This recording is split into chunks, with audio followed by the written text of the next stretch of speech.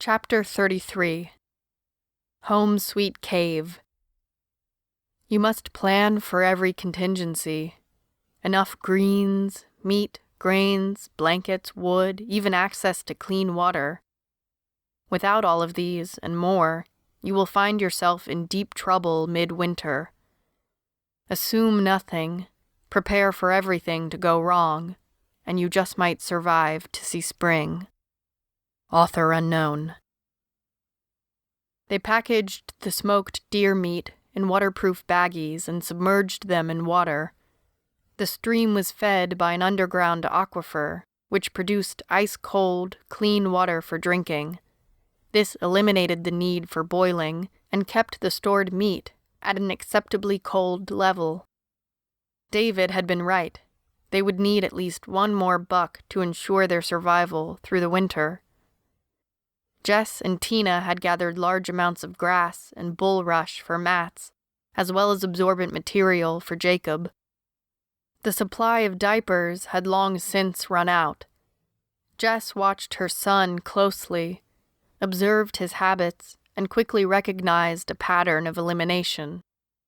This allowed her to fashion a handful of strips of deer hide for the outer layers of the diaper, with plenty of grass lining the inside and absorbing any waste at the times he was most likely to need it.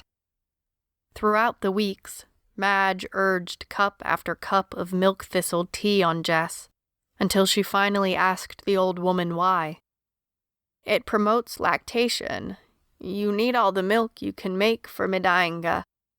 She cupped the baby's head and cooed at him lovingly as she explained this. The infant stared back, his deep blue eyes intent on watching the old woman speak. "It also increases your circulation and builds your strength. He is growing well, Mina. A healthy and strong boy child. He will make a brave warrior one day." Tina watched the old woman intently.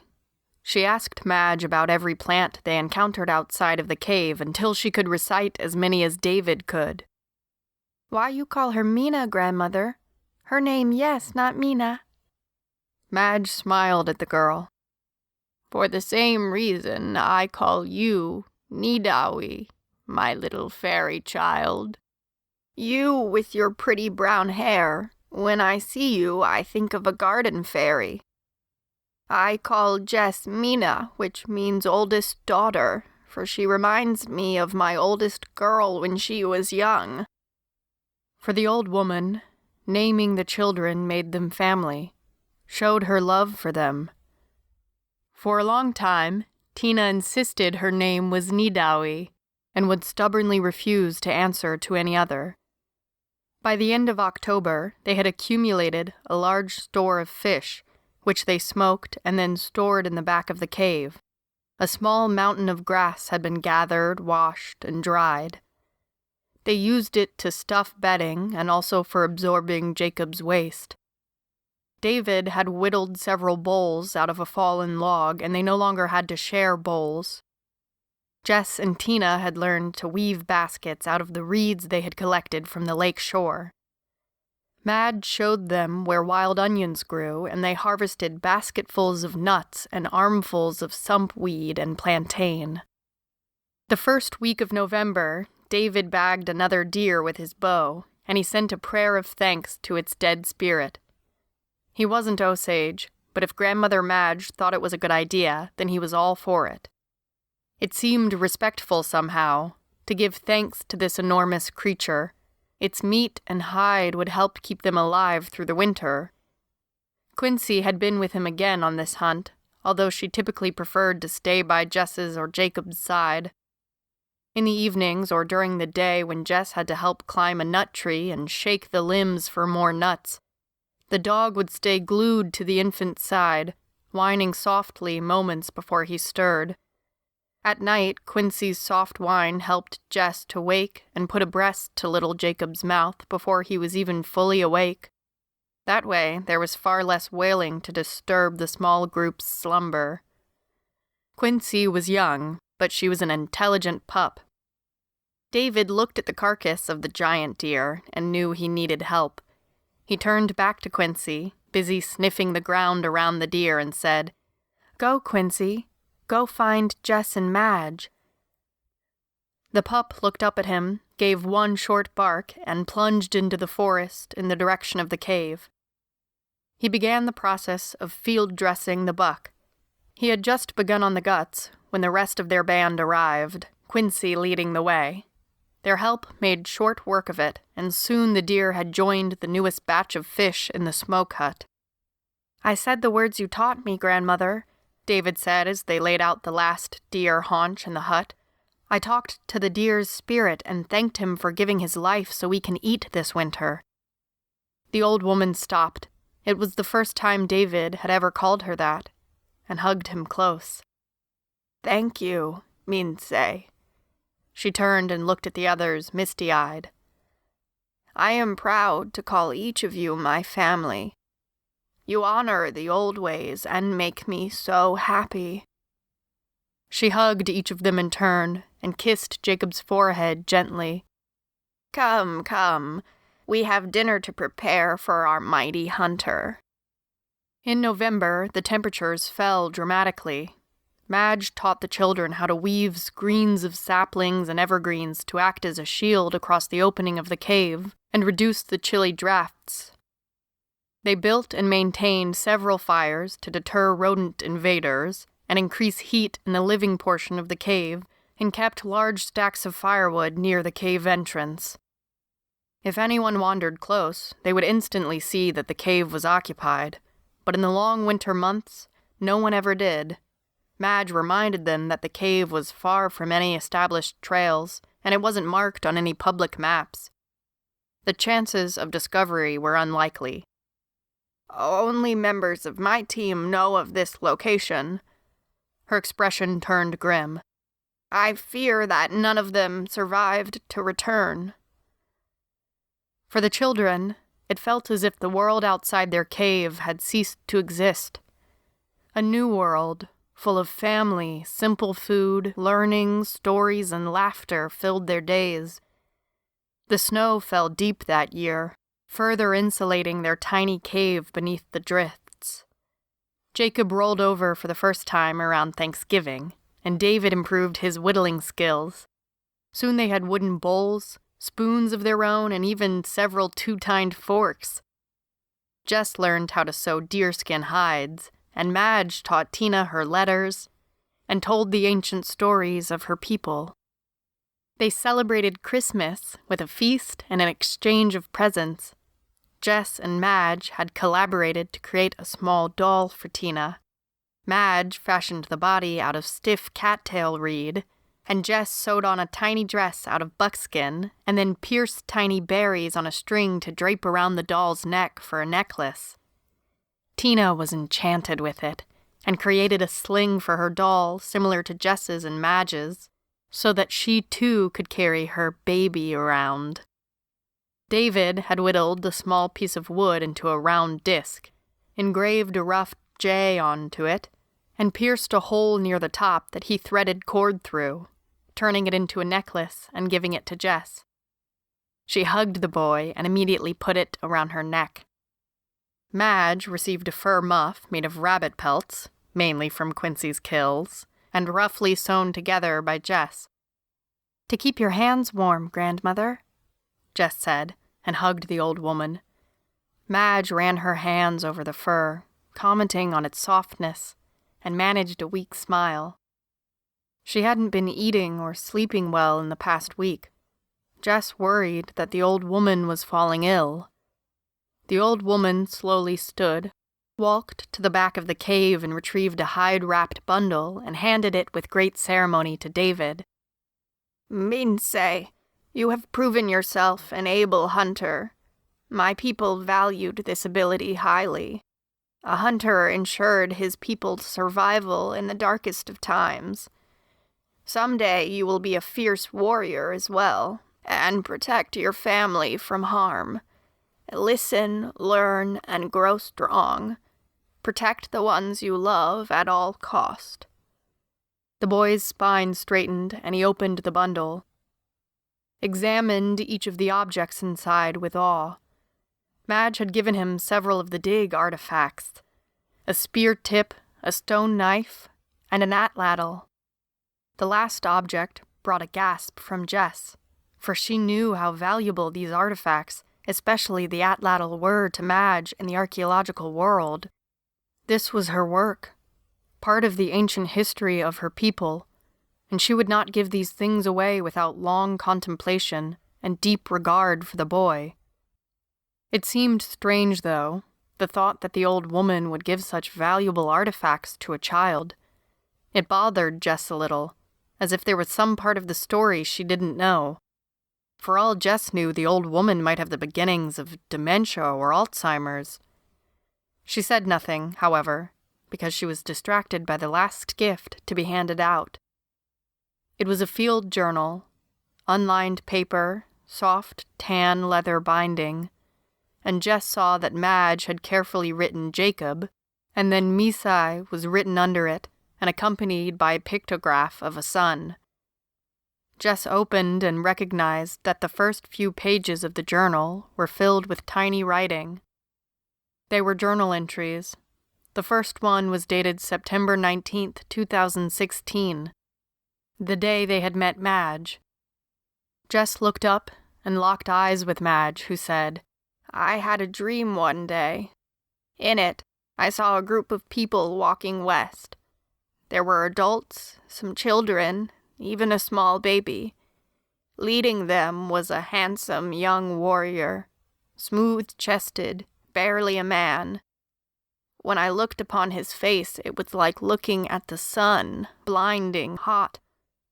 The rays reached out and lit the land before them with a blinding white light.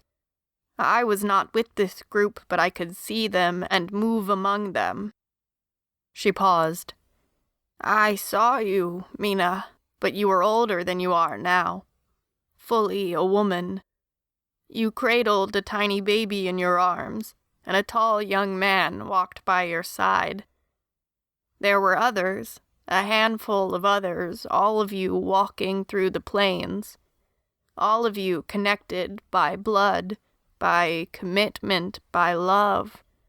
A voice came then and said, 'Old woman, stop your dreaming. Go to the shore of the lake.' And so I did." She smiled at Jess and the others. "And I met you that day. I had just begun this journal, and I have written in it as often as I could in the days since. Some day you will give it to Madainga when he becomes a man. He is the white sun that I saw in my dream, Mina. You will know the right time to give it to him." Jess took the journal silently. The leather was butter soft, the papers rough and irregular. She realized that it had to have been made by hand. Madge added, "My daughter Penelope made that, and gave it to me 2 years ago. It was the last time I saw her." Such a gift. She did the only thing she could think to do. Jess reached out and hugged the old woman close, tears leaking down her cheeks, and said in a whisper, "Thank you, grandmother. I will treasure it always." Their embrace was interrupted by a squirming inside of Jess's sling and temperamental wail from the youngest member of their group. While Jess fed Jacob, Madge and Tina prepared the food for their long-anticipated Christmas feast. Venison stew, brimming with the greens they had gathered and the corms of a cattail, filled their bellies. Before the weather had turned too cold, the entire group had hiked southwest several miles from the cave to a grove of hickory trees. They had spent a day trekking there, gathering as many nuts as they could carry, and then trekking back. Jess marveled at the old woman's cooking skills as they ate not just roasted hickory nuts, but also a type of bread, heavy and dense, made from the nuts and some kind of sweet, tart berries. A prized jar of wild violet jam, which Madge had made in her home in Kansas City and then brought with her to the cave, topped the bread. The sweet finish came in the form of hot chocolate, 1 cup for each of them, The last of the instant hot chocolate packets that Madge had squirreled away for a special day. "Grandmother, tell us a story," Tina asked, drowsily nestled against her brother. Madge smiled, closed her eyes for a minute to think, and then said, "I will tell you the story of the first moccasins." She reached for Jacob, and Jess handed him to her carefully. He was asleep, and his eyes didn't even flutter as he was passed from one set of arms to the next. "There was a great chief of the plains who had tender, sensitive feet. Other chiefs laughed at him. The people of the tribe also laughed at the chief's discomfort. The medicine man, an advisor to Chief of the Tender Feet, was afraid and troubled. Each time he was called before the chief, he was asked, 'What are you going to do about it?'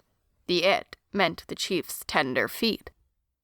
Forced by fear, the medicine man at last hit upon a plan. Though he knew that it was not the real answer to the chief's foot problem, it would work. The medicine man had the women weave a long, narrow mat of reeds, and when the chief had to go anywhere, 4 braves unrolled the mat in front of him. One day, the braves were worn out. They carelessly unrolled the mat over a place where flint arrowheads had been chipped. The arrowheads had long ago taken flight, but the needle-sharp chips remained. When the big chief's tender feet were wounded by these chips, he uttered a series of whoops which made the nearby aspen tree leaves shake so hard that they have been trembling ever since. That night, the medicine man was given an impossible task by the angry chief. "Cover the whole earth with mats so thick that my feet will not suffer. If you fail, you will die when the moon is round." The frightened medicine man crept back to his lodge. He didn't want to die on the night of the full moon, but he could think of no way to avoid it. Looking down, he saw the hide of an elk pegged to the ground, with 2 women busily scraping the hair from the hide, and an idea flashed into his head. He sent out many hunters. Many women were busy for many days. The braves cut with hunting knives, and women sewed with bone needles. On the day before the moon was round, the medicine man went to the chief and told him that he had covered as much of the earth as possible. When the chief looked from the door of the lodge, he saw many paths of skin stretching as far as he could see. Long strips which could be moved from place to place connected the main leather paths.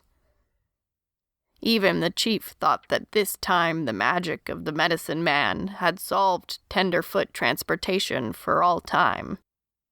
One day, as the big chief was walking along one of his smooth, tough leather paths, he saw a pretty maiden of the tribe gliding ahead of him, walking on the hard earth on one side of the chief's pathway. She glanced back when she heard his feet on the elk-hide pathway and smiled. The chief set off at a run to catch up with her, his eyes fixed on the back of she who smiled. And so his feet strayed from the narrow path and landed in a bunch of needle-sharp thorns. The girl ran for her life when she heard the hideous howls of the chief. 2 suns later, when the chief was calm enough to speak, he had his medicine man brought before him. He told the man that the next day, when the sun was high in the sky, he would be killed for his failures. That night, the medicine man climbed to the top of a high hill in search of advice from friendly spirits on how to cover the entire earth with leather. He slept. In a dream vision, he was shown the answer to his problem. Amid flashes of lightning, he tore down the steep hillside, howling louder than the big chief at times, as jagged rocks wounded his bare feet and legs. He did not stop until he was safely inside his lodge. He worked all night. The warriors who were to send him on the shadow trail came for him just before noon the next day. He was surrounded by the war club armed guards, and he was clutching something rolled in a piece of deerskin tightly to his heart. His cheerful smile surprised those who saw him pass. "He is brave," said the men. "Yes, he is very brave," said the women.